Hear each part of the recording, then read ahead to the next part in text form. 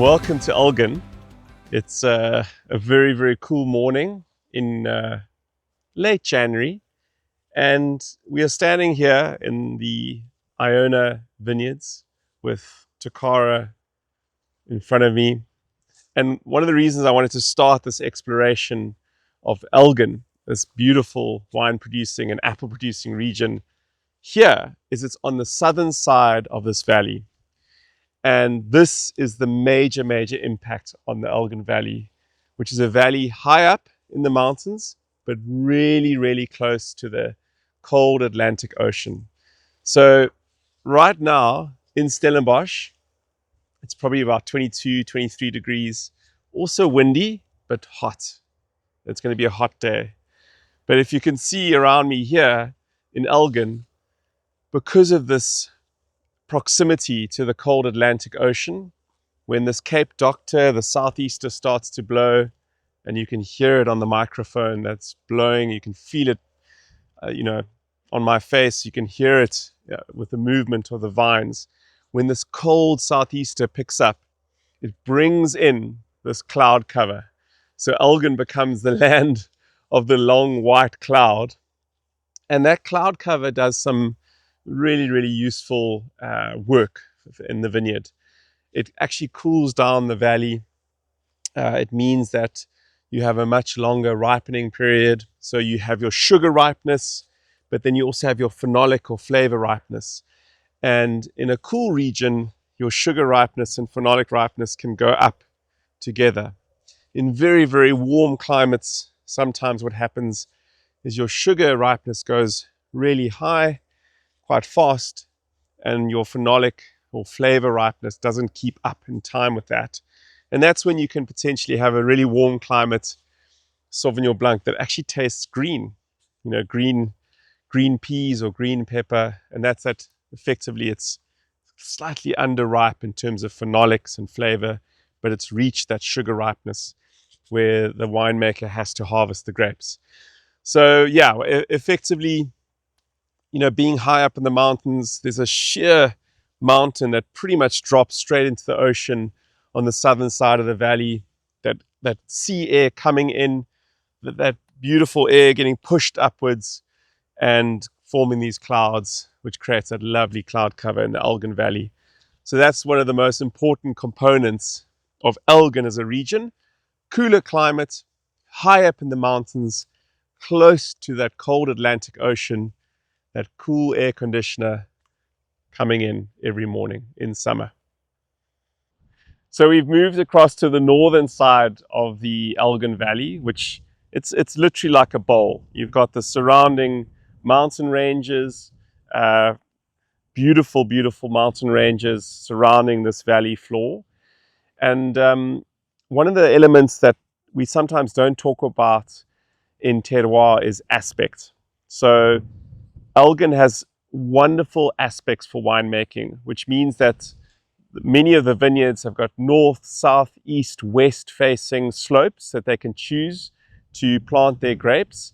And that gives you a lot of different choices. If you're planting your vineyard on a north facing slope, it's a warmer slope in Elgin in the southern hemisphere. So you might choose to plant grapes that can withstand a slightly warmer slope. So there are small pockets of Syrah, some Merlot in Elgin, which would benefit from those slightly warmer slopes. Over here, we have a lovely Pinot Noir vineyard. It's actually on a very, very high vineyard in Elgin, right up on the Groenlandberg Mountains. And as you can feel, or not feel, but I can feel, you can hear and see, it's in the teeth of the southeaster. So this vineyard really struggles, but that's often a good thing in viticulture. You don't want a vine to have too much nutrients, too much water. You don't want it to have all the vigor. It needs to struggle. It needs to suffer. It creates more character in the vine. It slows down the growing, and it really forces the vineyard to focus on the fruit and to produce more concentrated, complex flavors in the grapes, which lead to better wines.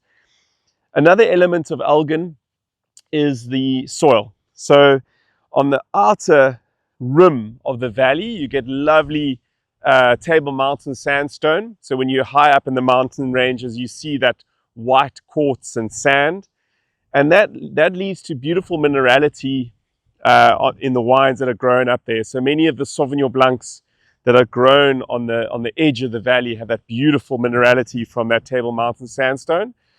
And then in the valley itself, you're typically seeing Bockerfeld shale. Now, Bockerfeld shale is a very ancient soil structure. It's known for its high mineral content, but very, very poor. It doesn't have much nutrients. So high mineral and low nutrient content, shall I say. And what that means is, again, the vines can't get too much vigor. They can't grow out of control. And that is exactly what you want. And another benefit of that Bockerfeld shale is it's gravelly and well drained, but in the base of the soil is typically a clay layer, which gives a sip of water to the vines, which really helps in the hot summer months. So the soil, the cooler climate, you have to think about grapes that suit that. Chardonnay, Pinot Noir, Sauvignon Blanc are the rock stars of the Elgin Valley. That cooler climate, it leads to more longer ripening, lovely freshness, acidity, bright fruit in your wines, and that really, really benefits Chardonnay, Pinot Noir, and Sauvignon Blanc. And then for those of you that are interested in offering your guest a contrasting grape varietal, that maybe you can have a warmer climate Cabernet Sauvignon or Syrah versus a cooler climate example of a Syrah Cabernet Franc. There's even Grenache grown in the valley. Grapes do very well in Elgin because effectively that long ripening period and that lovely soil structures that are available, but they will show off brighter acidity, red fruits rather than dark fruits on the reds, that freshness, that minerality that you love on their Sauvignon Blancs from Elgin. Yeah, and it's all because of the climate and the soil and the aspect.